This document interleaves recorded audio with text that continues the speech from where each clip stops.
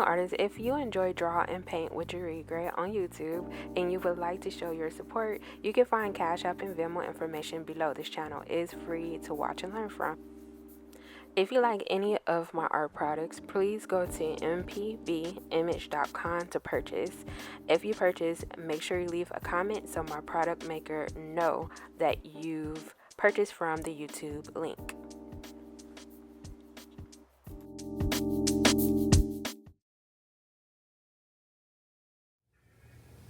Hey young artists, so I'm back with another video. I believe this is part 3 when it comes to this assignment. So I and my student, we're both at this actual step, which is just the underpainting step. The next step that we are going to do, or at least the next, what I'm trying to do in this demo video, is I want to talk a little bit about how to use masking fluid. So I need to use this because I want to get into the background of this painting and I want to do a wet into wet. So I need masking fluid, which is basically a resistant, so it resists any of the pigment and or water from going into areas that I don't want. So I need to get this down, then I can get into my wet into wet background. Then I'll pull up the masking tape with a cement rubber, I think a cement rubber or cement rub, one of the two. I'll show you what it is when I get there. And then once I pull it up, I will allow the background to dry, which I'll probably use a little bit of a blow dryer for that to kind of help with the speeding of the drying process. But to start with, I want to make sure that I have this available and I'm using this and get this down first. So what I am doing is I'm going to use a very cheap watercolor brush. I believe I got this probably from the Dollar Tree. And so it's always good to use a cheap brush with masking fluid, just in case you damage a brush. You know, this is cheap, you're not going to worry about it. If it's damaged, you could just throw it away. So that's why it's always good to use a brush that you could probably care less about when it comes to masking fluid. So with masking fluid, my goal is to get around the perimeter with the masking fluid. I don't have to cover the whole painting so far. I just want to cover areas that I don't want paint to go into. So what I'm going to do is I'm going to go ahead and get quiet and get that down. When I blow dry the masking fluid, because really I want to speed up the drying process of that. Once I blow dry it, I might cut a clip, that way the blow dryer scene doesn't have to be shown. Then I'll move into doing the wet and the wet background. So I'll see you guys in the next clip.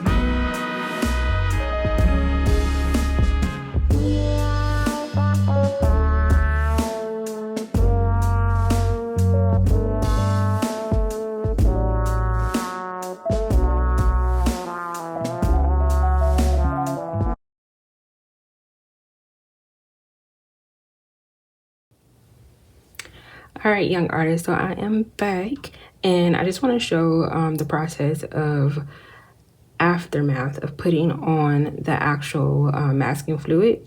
So the masking fluid is typically yellow when it's applied and it's extremely yellow when it's dry. So you want to make sure that you touch to make sure that it is completely dry, because I do have to apply a lot of water in the background for my wet to wet. So I did my best to blow dry everything down as far as drying it or speeding up the process of drying the masking fluid. So I kind of want to give it a little bit more time. It's still sticky in some areas. It's going to be sticky in general, but I just want to make sure that it's completely dry before I start. So before I start, I do want to talk a bit about the rubber cement. So this is the rubber cement that is here. So when I'm done and when my background is completed and dry, I'm going to take the masking fluid. I'm going to take the rubbing cement, and I'm just going to scrub over the masking fluid, and it'll like just pick up. Some artists they'll use their like nail and they'll pick at it and then they'll pull it up that way. You can definitely scratch at it just a bit. I don't want to agitate my watercolor paper too much, but I typically just use the rubber cement and I just rub it and it picks up the masking fluid right up.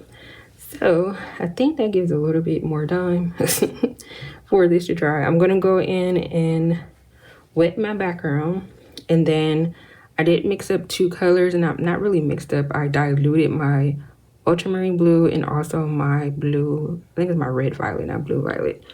So I did went in and I diluted some because I want my background to be more of a wet in the wet kind of tie-dye look, but I also don't want the background to be too overwhelming with too many things going on.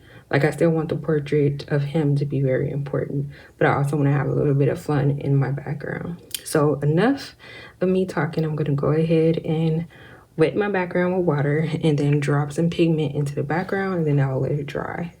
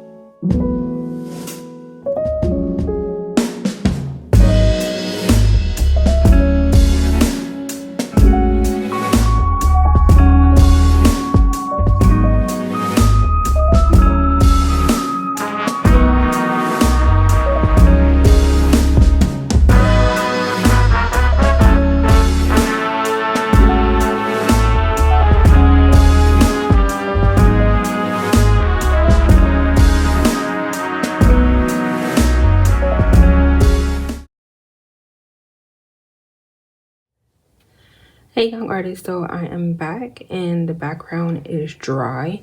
Typically with watercolors, when you first put them down, they're probably at their most brightest and vibrant when it comes to pigment and color. When it dries, it typically dries lighter and a little bit more duller than once applied. So just kind of keep that in mind. I personally don't mind it. I think that is the beauty of watercolors, is you kind of don't know what you're gonna get until things are actually dry. So I think my background came out the way that I wanted to. I wanted to have a tie-dye effect, and also I got a little granulation in certain areas that I actually didn't mind and I liked. So I really wanted that abstract kind of background, but not too busy, but busy enough to where it still draws attention. So now that that is somewhat dry, I did get some rippling. So I want to talk a little bit about giving your paper a bath. I did not give my paper a bath, and typically giving a paper a bath, you want to, there's two ways you can do it. I think there's more than two, but you can run water in your bathtub, and then you can take your watercolor paper, put it in your bathtub, let it sit for, I would say maybe 20 minutes to 40 minutes.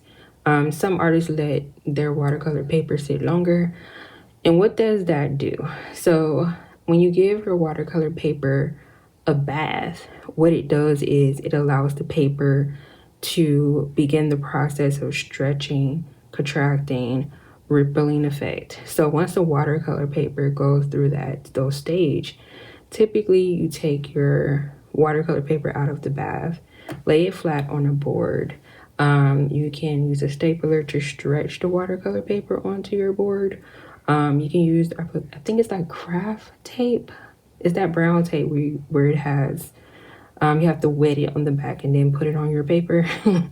So I'm saying all of this because I didn't do all of that. So that's why I'm running into some rippling in some areas. What I'm probably going to do is I do have a cover over this. I'm probably going to put a cover over it and probably put a book on top of it and see if the book will flatten out the paper. But other than that, I think I should be fine. So just remember, if you're watercolor painting and you have 104, I think mine is 140. Yeah, 140 pounds. You still want to give your watercolor paper a bath. If you have 300 pounds watercolor paper, you should be good to go. You don't have to worry about the bath. It really just depends on how much water you're putting down on your paper. With that being said, I'm going to move on to peeling up the actual masking fluid. So I'm just going to take this and start to peel it up. So everybody, this is where the project sort of went south. I started lifting up the masking fluid and it started picking up the paper with the masking fluid. So all around the perimeter of his actual face, there was just paper that was torn and peeled and just damaged. So I have to start all over again. So note to self, make sure you're testing everything out ahead of time. I don't think it was my masking fluid. What I think it was the paper. The paper is really too smooth and too fragile for the masking fluid. So I probably need to switch over to possibly tape. And what I mean by masking tape, something that's very weak with its tack and stickiness. But that's the end of the video. I will come back in with a new video. I just have to start all over again. Pray for me.